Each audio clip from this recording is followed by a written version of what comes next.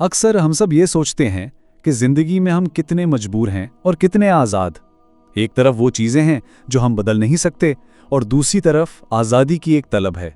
तो आज इसी कशमकश को समझने की कोशिश करते हैं कि हमारी हकीकत है क्या, पाबंदी या आज़ादी। तो आखिर वो हद कहाँ है जहाँ हमारी मजबूरी ख़त्म होती है, और वो कौन सी इंतहा है जहाँ हमारी आज़ादी शुरू होती है? यही वो बुनियादी सवाल है जिसे आज हम खोलने की कोशिश करेंगे। चलें शुरू करते हैं और सबसे पहले इसी इंसानी तज़ाद को ही देखते हैं। तो सबसे पहले बात करते हैं मजबूरी की। मजबूरी यानी वो हालत जहां हम ऐसी हकीकतों से बंधे हुए हैं जिन्हें हम बदल ही नहीं सकते, जिन पर हमारा बिल्कुल कोई जोर नहीं चलता। और अगर देखा जाए तो सबसे बड़ी मजबूरी क्या है? वो ये है कि हम इंसान हैं। जी हाँ, हमारा इंसान होना ही हमारी सबसे पहली और सबसे बड़ी हद है। तो अब देखते हैं कि ये मजबूरी का किला आखिर है कैसा। वो कौन सी दीवारें हैं जिनके अंदर हम रहते हैं? जरा सोचिए इस बारे में। हम अपने वालिदैन को नहीं चुन सकते, ये हमारे हाथ में नहीं है। हमारा जिस्मानी कद हमारी मर्जी से तय नहीं होता। जिंदा रहने के लिए खाना भी पड़ता है, सोना भी पड़ता है। ये सब हमारी बायोलॉजिकल मजबूरियां हैं। और अक्सर तो जिंदगी घर से दफ्तर और दफ्तर से घर के एक ही चक्कर में फंसकर रह जाती है। ये सब वो हकीकतें हैं जिन पर हमारा कोई कंट्रोल नहीं। और इस मिसाल को देखें, ये कितनी ज़बरदस्त बात है। सोचिए, दुनिया का बड़े से बड़ा ज़हीन इंसान, कोई आइंस्टाइन हो या कोई अजीम फ़लसफ़ी, नींद की एक मामूली सी गोली के सामने बिल्कुल बेबस हो जाता है। तो फिर हमारी इस अक्ल और सलाहियत की हकीकत ही क्या हुई? लेकिन बात यहाँ ख़त्म नहीं होती। इन तमाम मजबूरियों के बावजूद आज़ादी का एक रास्ता, एक इम्कान मौजूद है। आइए देखते हैं कि वो क्या है। तो मजबूरी के मुकाबिल है आज़ादी। ये वो हालत है जहां हम अपनी हदों से भी आगे निकल जाते हैं, लेकिन ये आज़ादी एक ख़ास ताल्लुक़ के ज़रिए ही मिलती है। और यहाँ इस कहानी में एक बहुत ही अहम मोड़ आता है। ये आयत बताती है कि हाँ, आसमानों और ज़मीन की हदों से बाहर निकला जा सकता है, लेकिन अपनी ताकत से नहीं।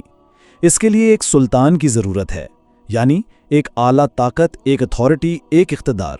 इस पूरी कशमकश को समझने के लिए ज़मीन और आसमान की मिसाल से बेहतर कुछ नहीं। ज़मीन वो है जो हमारी मजबूरियों को जाहिर करती है, हमारा जिस्म, हमारी ज़रूरतें जो हमें नीचे खींचती हैं। और दूसरी तरफ है आसमान, जो हमारी आज़ादियों की अलामत है, हमारी रूह, हमारी बुलंदी की ख्वाहिश। और हमारी सारी ज़िंदगी इसी ज़मीन और आसमान के दरमियान का सफ़र है। तो फिर सवाल यह है कि इस ज़मीन से आसमान तक का, इस मजबूरी से आज़ादी तक का सफ़र तय कैसे होगा? रास्ता क्या है? ये छोटी सी कहानी इस रास्ते को बहुत खूबसूरती से समझाती है। तसव्वुर करें, एक शहर में शदीद कहत पड़ा है, हर तरफ परेशानी है, अफरा तफरी है, लेकिन उसी शहर की गलियों में एक गुलाम है जो बिल्कुल पुरसकून, बिल्कुल मुतमईन घूम रहा है। लोग उससे हैरान होकर पूछते हैं, भाई इस हालत में तुम इतने खुश क्यों हो? तो वो जवाब देता है, क्योंकि मेरे आका के घर में अनाज के ढेर लगे हैं, मुझे फिक्र करने की कोई ज़रूरत नहीं। इस कहानी का सबक बिल्कुल साफ है। जैसे उस गुलाम को अपने मालिक पर भरोसा करके फिक्र से आज़ादी मिल गई, बिल्कुल उसी तरह हकीकी तहफ़्फ़ुज़ और आज़ादी तमाम आकाओं के आका पर भरोसा करने से मिलती है। जब वो ताल्लुक़ कायम हो जाता है ना, तो फिर ये दुनियावी मजबूरियां अपना माने खो देती हैं।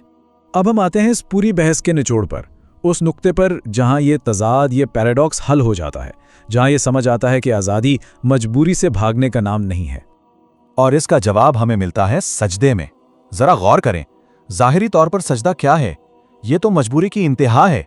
एक इंसान अपनी सबसे कीमती चीज़, अपनी पेशानी ज़मीन पर रख देता है। इससे बड़ी सबमिशन क्या होगी? लेकिन हकीकत में क्या होता है? बातिन में यही लम्हा रूहानी आज़ादी की सबसे बड़ी बुलंदी है। ये वो पॉइंट है जहां इंसान की पेशानी ज़मीन को छूती है, लेकिन उसकी रूह कायनात के खालिक से जुड़ जाती है। यानी मजबूरी के अमल के अंदर आज़ादी की हकीकत छुपी है। तो इसका मतलब क्या हुआ? मतलब ये कि आज़ादी का रास्ता मजबूरियों से भागने में नहीं, बल्कि उन मजबूरियों को अपनाने में है जो हमें तमाम आज़ादियों के सरचश्मे से जोड़ देती हैं। वो एक मजबूरी जो हमें हज़ारों मजबूरियों से आज़ाद कर दे। और आखिर में ये मिसरा इस पूरी गुफ्तगू को समेट देता है कि जब इंसान अपनी ज़ात के इस छोटे से दायरे से निकलकर उस आला ताल्लुक़ को पा लेता है, तो फिर वो सिर्फ एक मजबूर इंसान नहीं रहता, बल्कि खुदाई सिफ़ात का आईना बन जाता है। और उस मुकाम पर मजबूरी और आज़ादी की ये बहस ही ख़त्म हो जाती है। اچھا چلیں اس کی تہ کھولتے ہیں۔ آج ہم جس تفصیلی جائزے کا آغاز کر رہے ہیں وہ دراصل ایک ایسی کشمکش کے گرد گھومتا ہے جو ہم سب کے اندر ہر وقت چلتی رہتی ہے۔ مجبوری اور آزادی کی کشمکش۔ بالکل، مجبوری اور آزادی۔ عام طور پر ہم یہی سمجھتے ہیں نا کہ یہ دونوں ایک دوسرے کی بالکل ضد ہے۔ جہاں مجبوری ہے وہاں آزادی نہیں ہو سکتی۔ لیکن آج ہم حضرت واصف علی واصف رحمۃ اللہ کی گفتگو اترائش کے ایک بہت ہی گہرے اور فکر انگیز اقتباس کا جائزہ لے رہے ہیں، اور سچ تو یہ ہے کہ اسے پڑھنے کے بعد روزمرہ کی اس تھکا دینے والی زندگی کو دیکھنے کا زاویہ بالکل ہی بدل جاتا ہے۔ آج ہمارا مشن یہی ہے کہ اس تصور کی گہرائی میں جائیں اور دیکھیں کہ کیا واقعتاً مجبوری ہماری دشمن ہے۔ اور یہاں جو بات سب سے زیادہ دلچسپ ہے وہ یہ ہے کہ اس تحریر میں محض کوئی فلسفہ نہیں جاڑا گیا۔ ہم اکثر ایسی باتوں کو صرف کتابی باتیں سمجھ کر چھوڑ دیتے ہیں، لیکن یہ ہماری عملی زندگی کے ٹھوس حقائق کو بیان کرتی ہیں۔ ہاں، وہ حقائق جن کا سامنا ہم روز کرتے ہیں۔ بالکل، یہ ہمیں بتاتی ہے کہ کس طرح ہم اپنی سب سے بڑی مجبوری کو ہی اپنی سب سے بڑی آزادی کا راستہ بنا سکتے ہیں۔ اور آج کے اس جائزے میں ہم اسی چیز کو تہ در تہ کھول کر دیکھیں گے۔ اور مجھے اس تحریر کا جو سب سے پہلا نقطہ ہے وہ بہت حیران کن لگا۔ جب بات آتی ہے کہ انسان ہونے کی سب سے بڑی مجبوری آخر ہے کیا، تو ہم عموماً بیرونی رکاوٹوں کے بارے میں سوچتے ہیں، مطلب جیسے پیسے کی کمی ہو گئی یا حالات خراب ہو گئے۔ لیکن یہاں بتایا گیا ہے کہ ہماری سب سے بڑی مجبوری تو یہ ہے کہ ہم انسان ہیں۔ جی، انسان ہونا ہی سب سے بڑی قید ہے۔ ہماری جسمانی اور ذہنی حدود ہی ہماری سب سے بڑی مجبوری ہیں۔ ہم اپنے والدین تبدیل نہیں کر سکتے، ہم اپنی بھوک یا نیند پر کوئی مکمل اختیار نہیں رکھتے۔ صحیح کہہ رہی ہیں آپ، ہم اپنی فطرت کے پابند ہیں، اور اس پابندی کو سمجھانے کے لیے تحریر میں ایک بہت ہی کمال کی، بلکہ میں کہوں گا ایک چشم کشاب مثال دی گئی ہے، ایک انتہائی ذہین اور افلاطون صفت دماغ کی مثال۔ وہ نیند کی گولی والی مثال نا؟ جی بالکل، ذرا تصور کریں ایک ایسا دماغ جو آسمان سے افکار لاتا ہے، جو دنیا بھر کے پیچیدہ ترین مسائل حل کر سکتا ہے، وہ محض نیند کے غلبے کے سامنے کتنا بے بس ہو جاتا ہے۔ یا پھر کوئی اسے نیند کی یعنی ایمبین کی ایک چھوٹی سی گولی دے دے تو اس کی تمام تر صلاحیتیں، اس کا سارا شعور اسی وقت ختم ہو جاتا ہے۔ یہ ایک واقعی حیران کن مجبوری ہے کہ اتنا عظیم انسان ایک کیمیکل یا ذرا سی تھکن کے سامنے ہتھیار ڈال دیتا ہے۔ یہی بات ہے، یہ مجبوری ہمیں یاد دلاتی ہے کہ ہم کتنے بے بس ہیں، اور یہ حدود دراصل انسان کو اس کی حقیقت سے آشنا کرنے کے لیے ہیں۔ اگر یہ حدود نہ ہوتی تو انسان تو شاید خود کو خدا ہی سمجھ بیٹھتا۔ بالکل درست، اسے اپنی اوقات یاد دلانے کے لیے یہ جسمانی مجبوریاں رکھی گئی ہیں۔ اسی حوالے سے ایک بہت خوبصورت شعر بھی تحریر میں پیش کیا گیا ہے۔ ہم تجھ کو دکھا دیتے خدائی کا تماشا، سو بات کی ایک بات کہ انسان ہوئے ہم۔ کیا بات ہے! یعنی انسانی حدود کے اندر رہتے ہوئے ہی اصل کمال حاصل کیا جا سکتا ہے۔ جب ہم اپنی ان مجبوریوں کو تسلیم کر لیتے ہیں تو ہمارا شعور ایک نئی سطح پر پہنچ جاتا ہے۔ اور یہاں بات واقعی بہت دلچسپ ہو جاتی ہے جب ہم اس تصور کو اپنی روزمرہ کی زندگی پر لاگو کرتے ہیں۔ وہ جو ہمارا روز کا چکر ہے نا، گھر سے دفتر اور دفتر سے گھر کا سفر، وہ روزمرہ کی چکی جس میں ہر انسان پس رہا ہے۔ ہاں بالکل، تحریر میں اس کی جو تفصیل دی گئی ہے وہ دماغ گھما دینے والی ہے۔ اگر انسان اپنی پوری زندگی کے اس ٹو اینڈ فرو یعنی گھر سے دفتر آنے جانے کے فاصلے کو جوڑے تو شاید وہ دنیا کے 3 چکر لگا لے۔ ذرا سوچنے کی بات ہے، دنیا کے 3 چکر، یہ ایک کتنا بڑا دائرہ ہے، ایک کتنا بڑا حصار ہے جس میں ہم روزانہ بغیر سوچے سمجھے بس گھوم رہے ہوتے ہیں۔ یہ ایک بہت بڑی مجبوری ہے جس کا ہمیں احساس تک نہیں ہوتا۔ انسان اپنے دور میں، اپنے وقت کے حصار میں قید ہے، چاہے وہ 1985 کا دور ہو یا آج کا جدید دور، وہ اس وقت کی زنجیروں سے بندھا ہوا ہے۔ لیکن اس مادی حصار کو توڑنے کا ایک بہت ہی روحانی طریقہ بھی موجود ہے۔ مثال کے طور پر آج کے اس مشینی دور میں بیٹھ کر درود شریف پڑھنا یا پھر یا علی مدد کہنا، یہ بظاہر چھوٹے الفاظ ہیں، لیکن یہ انسان کے وقت کے حصار کو توڑ دیتے ہیں۔ یعنی وہ اس دور کی قید سے نکال کر ایک ایسے سلسلے سے جوڑ دیتے ہیں جو وقت سے ماورا ہے۔ جی بالکل ایسا ہی ہے، اور اسی تناظر میں عبادت کی بات بھی کی گئی ہے۔ ہم دیکھتے ہیں کہ دین کس طرح ان مجبوریوں کے دائرے کو توڑتا ہے۔ हमारी जो रोजमर्रा काम की और वक्त की मजबूरी है, नमाज आकर इस तसलसल को तोड़ देती है। बिल्कुल, जब इंसान सब कुछ छोड़कर खड़ा होता है तो वो उस वक्त की कैद से आजादी हासिल कर लेता है। और इसी तरह खैरात पैसे की मजबूरी को तोड़ती है। इंसान पैसे से बहुत मोहब्बत करता है, इसे जमा करना चाहता है, ये एक कैद है। लेकिन जब वो उसे किसी ज़रूरतमंद को देता है तो वो उस कैद से आज़ादी हासिल कर लेता है। ये वो लम्हात हैं जहां इंसान रोज़मर्रा के कैद खाने से फरार हासिल करके हकीकी आज़ादी की सांस लेता है। ये तो बहुत गहरी बात हो गई, लेकिन यहाँ मेरे जहन में एक बहुत बुनियादी सवाल उभर रहा है। अगर इंसान हर लिहाज से इतना ही मजबूर है, उसकी फितरत, उसका वक्त, उसके हालात सब तयशुदा हैं, तो फिर जज़ा और सज़ा का तज़ाद क्यों? मतलब अगर कोई मजबूर है तो फिर उसे किसी गलत काम की सज़ा क्यों मिलेगी या नेकी का इनाम क्यों दिया जाएगा? ये तो नाइंसाफ़ी लगती है। अगर हम इसे वसी तनाजुर में देखें तो ये बात बिल्कुल वाज़ेह हो जाती है कि कायनात का खालिक कभी ऐसा नहीं कर सकता कि वो इंसान को किसी गुनाह पर मुकम्मल तौर पर मजबूर करे और फिर उसी गुनाह पर सज़ा दे। जाहिर है ये तो सरासर नाइंसाफ़ी होगी और खालिक नाइंसाफ़ी नहीं हो सकता। तो फिर उसका हल क्या है? हम मजबूर भी हैं और जवाबदेह भी, ये कैसे मुमकिन है? हल ये है कि इंसान को बखूबी इल्म है कि वो कहाँ मजबूर है और कहाँ आज़ाद। भूख लगना उसकी मजबूरी है, लेकिन उसने हलाल खाना है या हराम, ये उसकी आज़ादी है। और इसी आज़ादी, इसी कुव्वत इरादी पर जज़ा और सज़ा का फैसला होता है।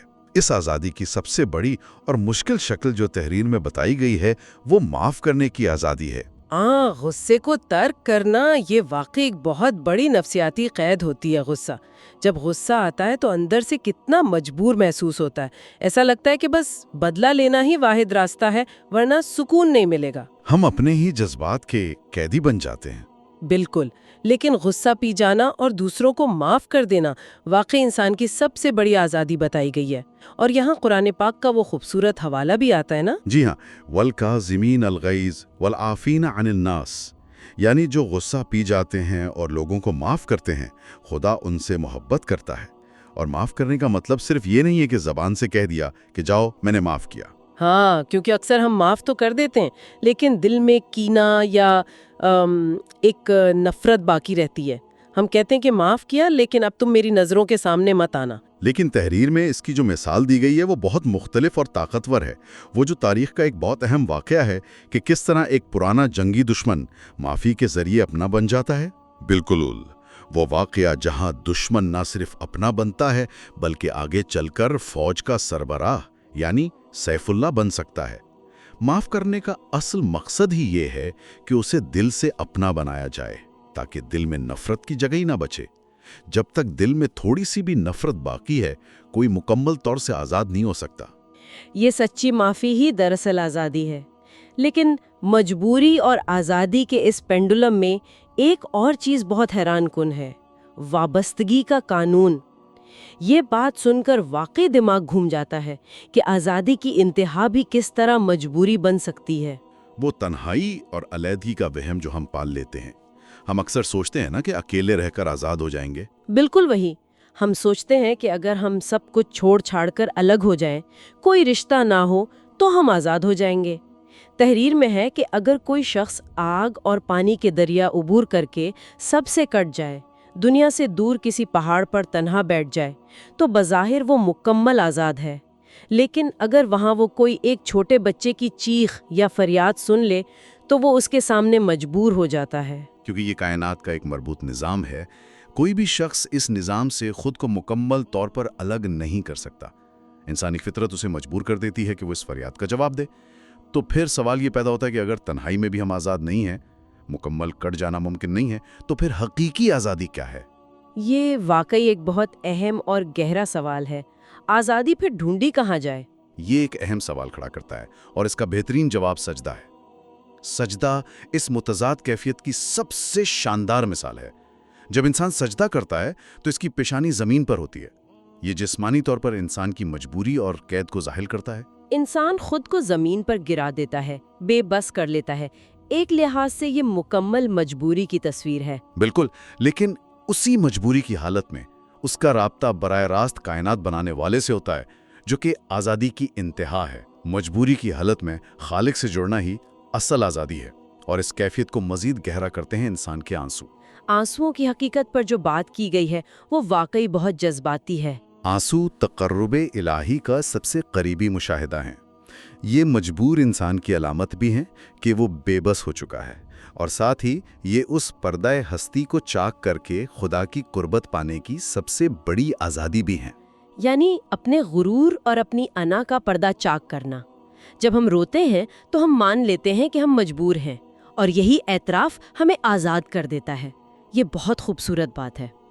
اب اگر ہم اس ساری گفتگو کو، اس گہرے مطالعے کو تھوڑا سمیٹنے کی کوشش کریں تو ایک بہت ہی شاندار تصور سامنے آتا ہے۔